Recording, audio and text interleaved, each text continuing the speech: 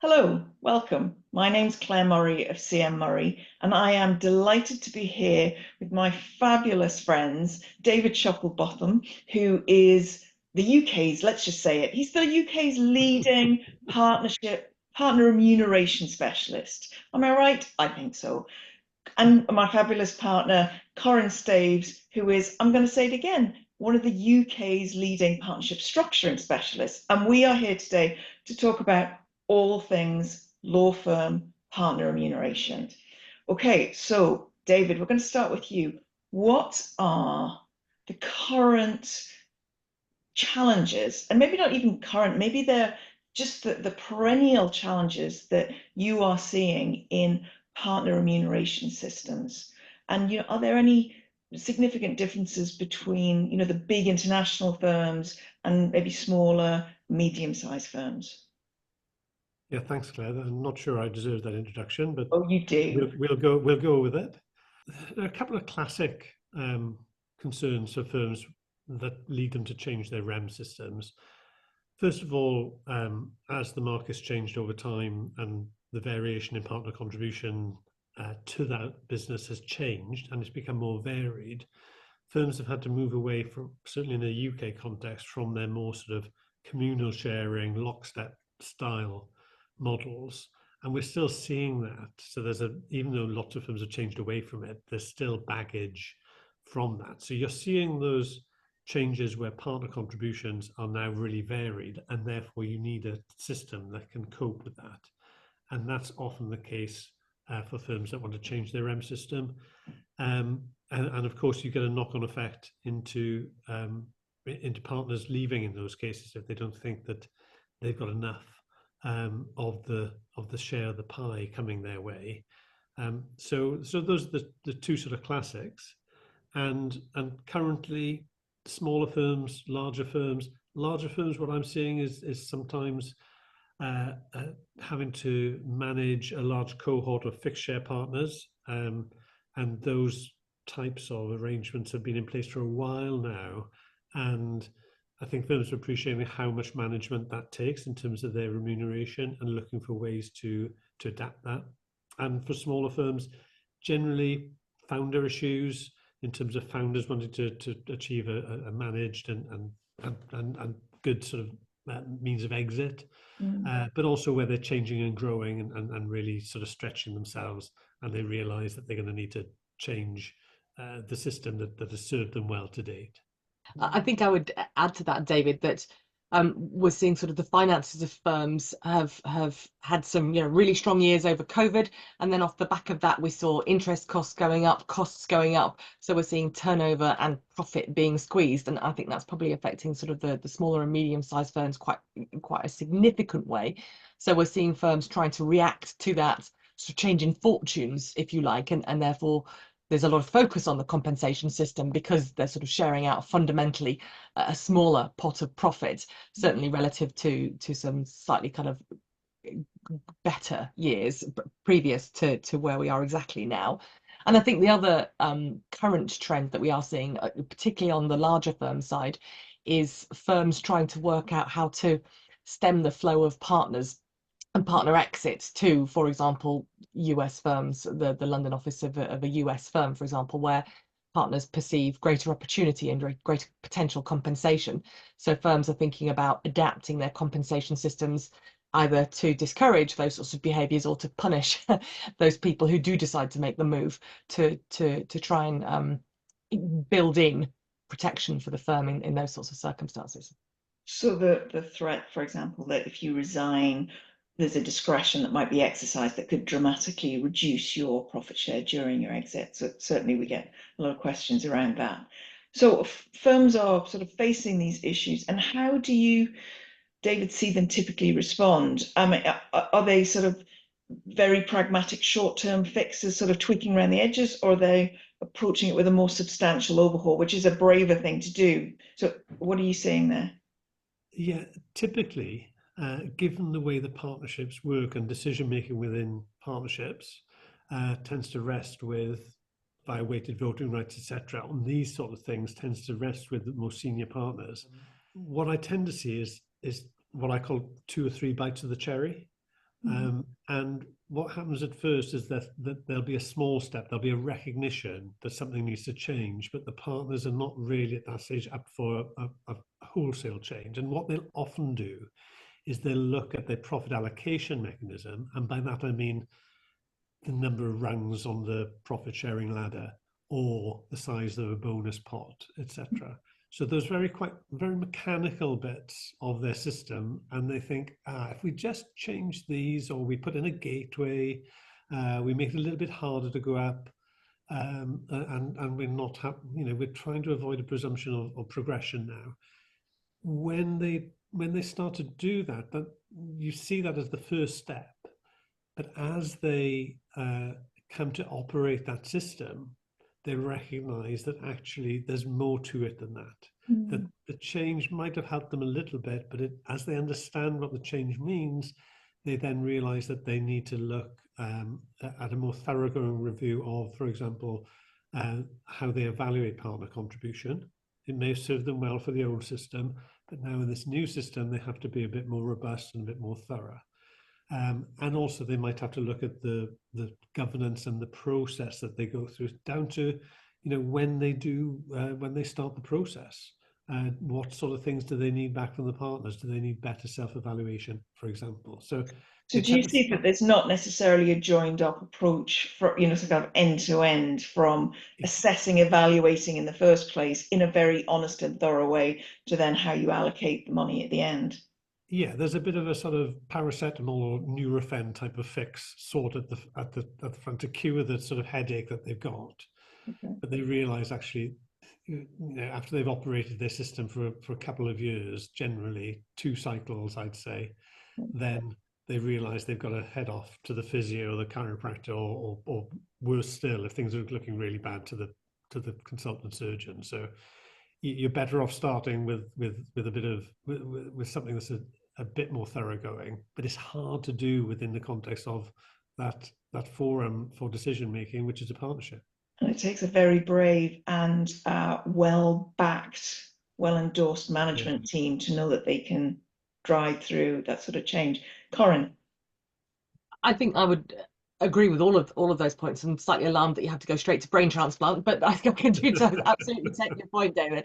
I think the other thing I would just mention to add to that is that sometimes the problem is not the compensation system. I do understand that it's a really important part of the firm's structure and the way that you encourage behaviours, but sometimes management teams sort of kind of say, right, well, we're going to overhaul the compensation system, and actually at the heart of the problems is, for example, the failure to get on top of poor performance, and what they're trying to do is to adjust the system to address that, when really what they should be doing is looking to exit those partners or demote those partners or manage that performance rather than adjust the system. Likewise, I think sometimes you see the compensation system being adjusted fundamentally to be addressing succession challenges, for example, rather than grappling with succession as a standalone issue. And I'm not suggesting the things aren't connected, but I think that understanding that there might be work to do in addition, so a heart transplant as well as a brain transplant, for example, to use David's example. Very radical stuff. Okay. Well, yeah, and Colin, just to come back on that, I think that is part and parcel of that, more thoroughgoing review, isn't it? Because it allows people to see that, oh yeah, we thought we'd fixed this, but we really haven't, and it does allow them to see with greater clarity what the issues are, whether it's succession or poor performance, etc. And that really involves having really sort of quite tough conversations, and it's always easier to adjust a system, isn't it, than actually say, no, there's some difficult conversations here we've got to have. Yeah, and I think that's right, David. And I think that in order to understand those issues and the need for a difficult conversation, if you do need to have difficult conversations, is actually understanding what the firm is trying to achieve. So having a clear strategy and clearly understanding what your strategic goals are, so you can identify, so you can come back from that and say, well, hang on a minute, what performance indicators do we need in place to help the firm collectively achieve this? What does each partner need to contribute? And I think sometimes a lack of a clear strategy and a clear understanding of what the firm is trying to achieve and drive towards can also undermine those efforts to have the right sort of performance management, the right performance managed indicators, and thus undermine the compensation system because you know what you're trying to achieve. So how can you reward people for either achieving it or not achieving it? Yeah, couldn't agree more. Yeah. I mean, it can be very difficult when you're advising firms and they're talking about managing partner performance, and there might be pushback from the individual partners. And you're saying to the firm, so what are the actual criteria on which you're measuring this person's performance and also their contribution? And how, can we compare easily how they did versus their sort of peers, and often actually just pinning sort of firms down as to what the criteria are and how they measure them kind of comparatively can be really quite challenging. Clarity around that makes a huge difference when you're at the other end of the process. Yeah, and Claire, I think that is so important, because I'm reminded of something from Moneyball, where there's this baseball player who's supposed to be this great batter, and Billy Bean says something like, "Well, if he's such a great batter, how come he doesn't bat so good?"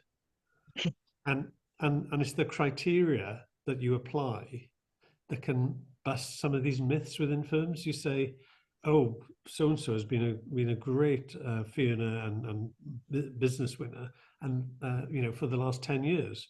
And then when you actually look at applying criteria to what has been going on, and you really look at the comparators, you say, well, they are pretty good, but they're not all that good. And so that application of the criteria, when you start moving away from what are effectively sort of Holmes and Halo effect, of individuals, and you move towards a more objective evaluation, then sometimes you, as a management team, as leadership team, you can really get under the skin of your business a bit more and say, well, okay, well, maybe we don't have to worry quite so much about that partner being disgruntled, but we do need to worry about this bit of our business, because this is the business, to Corinne's point, this is the bit of the business that is going to make a big difference strategically to us going forward. I think that's right. And I think it's not just about the provision of services and servicing clients. I think it's broader across culture, for example, kind of rewarding and recognizing what sometimes people call the softer parts of the business. And I don't just mean business development. I mean, if you've got a strong set of values, perhaps a commitment to diversity and inclusion or to ESG, and you sort of shout about this as being important to your business, and you use it to recruit and retain people, you need to have a compensation system which actually puts your money where your mouth is. So if people actually walk that walk, and as well as talking the talk, that you do pick up on that, because the culture of the firm is part of the reason why people stick. And it's harder to measure that, but I think that firms have got to try, because again, that's part of the overall strategy. It's not just about the numbers on the spreadsheet. Yeah. Let me ask you a slightly philosophical question. Is how does a firm decide when enough money is enough? What are the factors that you take into account? And it kind of speaks to Corinne's point about values. This isn't just about PEP. It isn't just about the money and the financial contribution, because you could be a horrible person and engage in horrible behaviors, but you might be incredibly financially successful. So how do you see, David, firms going, this is what we're aiming for, this is enough money for us, as a firm, but what are the sort of the factors that go into that sort of decision?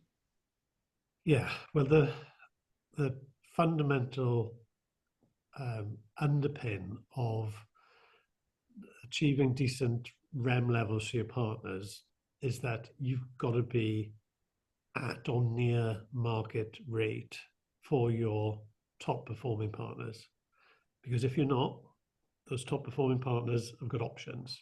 And we've already covered the fact that there are people out there who are willing to take those partners off your hands and probably pay them a bit more handsomely than where they are at the moment in your firm.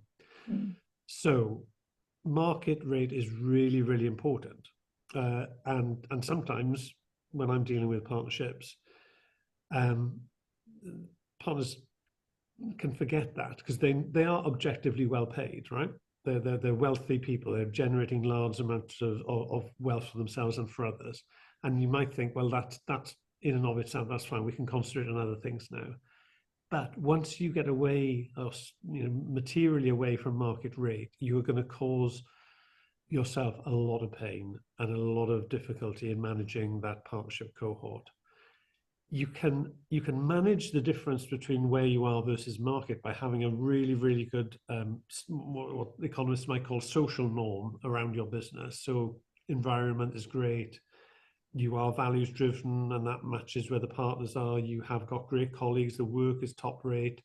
You've got great market profile, and you're seen as a really sort of as a force for good in the market. That will bridge that gap to some extent. But if you're materially off market, that social norm won't plug that gap. Yeah, and you can see it fraying in certain firms from time to time. They're great places to work, but you start to see people going out the door and you're thinking, wow, why would they leave there? And they're not leaving because the culture's suddenly become terrible. They're leaving because the market rate has forced a decision on them to maximize their income at really important points in their life. And also you tend to get, to Corinne's earlier point, if you've got a gap between what the firm espouses and what it actually values, then people become very skeptical of the REM system. People know viscerally what's valued and rewarded, and therefore, if they see a gap between the two, they're going to construe it against the firm. They're going to become skeptical of the system. They're not going to trust it, and actually, that destroys and mitigates against the social norm that you've got. So if you've got that in place, then your social norm, or one aspect of it, is going to be lower. So there are a whole load of things going there, but fundamentally, you've got to be at or around market rate to have a healthy REM system, I think. And then I guess the question is, which part of the market are you actually comparing yourself to, which is a different question. Corinne, any quick thoughts from you on that? No, I think that's a really good point. I think I would also add that sometimes people's priorities change. I mean, we sometimes encounter situations, for example, where people end up with second families. So whereas when they started their career, they might have said, well, I'll be out of here by age 55, say, sometimes people plan like that and then their circumstances change. But the other thing I would add into that is also to say that partners aren't always driven by compensation. Obviously, it's really important that they are properly compensated and appropriately compensated, as David says, for what they're doing. But often the reason that partners stay at firms is not because they haven't got enough money in the bank. It's because they value what they do. They derive self-worth from the job that they have. They don't. If they left, what would they do? They really enjoy their jobs and what they get from it. And then if your starting position is, I wish to stay because I wish to work, then you say, well, actually, I want to be properly compensated for it. So it's sort of twisting it on its head. It's not that people are saying I don't have enough, but you're saying I want to continue. And a condition of me continuing is that I'm appropriately remunerated. So the enough question kind of falls to the side. And Claire, sorry, just to pick up on that, because there's some really interesting things in there. So there's this individual partner concern going on, and there's the system and the overarching and overall REM system that you're going to use. Now, the two obviously interact massively, but one of the critical things is that when people look at comparators, and you said, well, who are the comparators? I could say to firms till I'm blue in the face, well, I think these are your market comparators. It comes down to individual partners as to who they see as their comparators. It's got nothing to do what the firm says. It's what an individual partner sees as their comparator. It might be somebody they were at law school with 30 years ago. It could be the mate who takes their children to the same school. But an open discussion maybe amongst the partners about who they actually, as a group, consider to be their competitors, and where they collectively should be pitching, and how they then structure and assess contribution, assess performance to reach that level as a collective. Yes. Would make quite a significant difference. Agreed. Okay, fabulous. So thank you for that little just moment of reflection. Sort of some slightly harder edged questions. Are there some remuneration systems that are harder to change than others? Yes. Okay, well, that was great. Okay, so any in particular? What are you thinking of in particular, David? Yes. So firms that are coming from a lockstep tradition, yeah, many of our long-standing firms headquartered in the UK or grown out of the UK, they find it a bit easier, in my experience, to change their REM system than firms coming from the opposite end of the spectrum, a more formula, merit-based, pure merit, eat what you kill, whatever you want to call it, basis. And the reason for that is not that it's easy for those historic lockstep firms to change the systems. It's not. You've already talked about the 2 or 3 bites of the cherry that they often take. It's not easy for them, but they tend to evaluate partner performance on a broader basis. They recognize an investment in future productive capacity, in training, in other offices, whatever it might be, is a necessary part of growing that business. So they're used to foregoing some of their income, if you like, for the good of the firm. And therefore, if you're looking at a change in REM system, then it might be easier for them to philosophically and actually accept that there's going to be pluses and minuses to this system. Still hard work to get them to change if they need to change, but they've got a way of seeing the world that helps them with it. If you're coming from a more pure merit-based, eat what you kill type of firm, then that system is by definition calibrated perfectly to reward those top earning partners with as much remuneration as possible. So they're already taking out almost the maximum amount they can from that business as it currently stands. And therefore, trying to persuade those key partners that they might want to change the system to benefit others within their business and thereby benefit themselves is a much harder ask. And also, the real kicker for this is eat what you kill firms. They tend to be a bit more siloed. They tend to have more portable practices. So guess what? In those partners that are right at the top, if they really don't like the changes that are proposed, they've got this big old stick that they can beat the firm with, which is saying, well, I'll just go and I'll take my practice with me. And the firm knows, and the eat what you kill style REM'd partner knows that's a valid threat. Right. And is there any way that either you or Corinne can see to sort of try and harmonize or find a way through sort of those particular potentially polar opposites of systems? So from my perspective,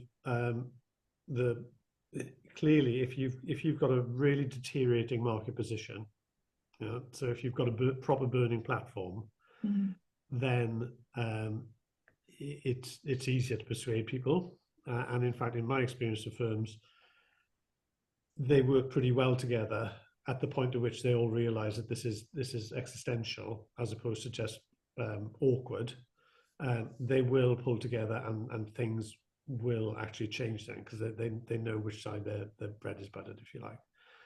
And the only other way is to really persuade them of the benefits that are going to come from the proposals that you're making. And it goes back a little bit to our earlier conversation. This stuff isn't about fixing a little bit of the REM system. It's about saying we need to shift our strategic position. And if we can do that, if we look at how we could enhance our proposition and our performance, we could all be so much better off. But that involves something you mentioned earlier, Claire. You need really good leadership to be able to convince partners of that. They're a skeptical bunch. We know they can be won over, but you've got to be tenacious and gifted as a leader to be able to do that. I've seen it done, but it's hard, and it's the work of years, not moments.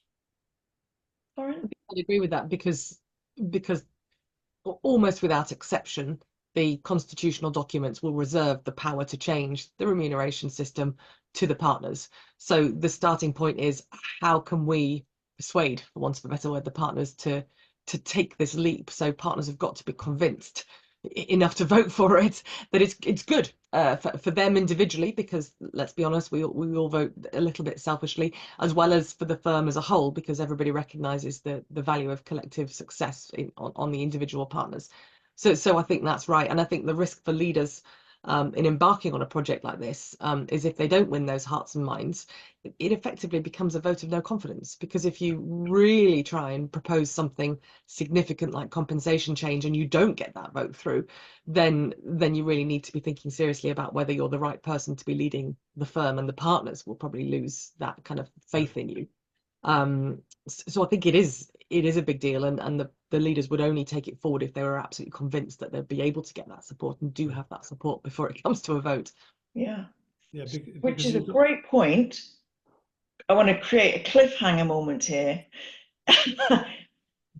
In part 2 of this discussion, we're going to talk about some of the strategy and the implementation and the kind of the overall timeline of sort of developing these remuneration systems. So come back, join us for part 2.